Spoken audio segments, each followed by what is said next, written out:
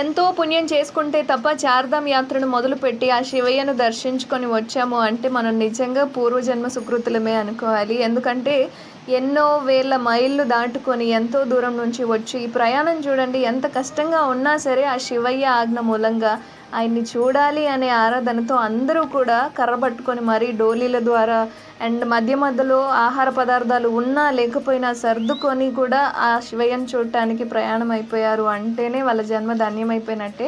అది వయసుతో సంబంధం లేకుండా ప్రయాణం చేస్తున్నారు చూడండి. అందులో కనిపిస్తుంది అందరి భక్తి భావం ఎంత మూలంగా ఉంటుందో అని.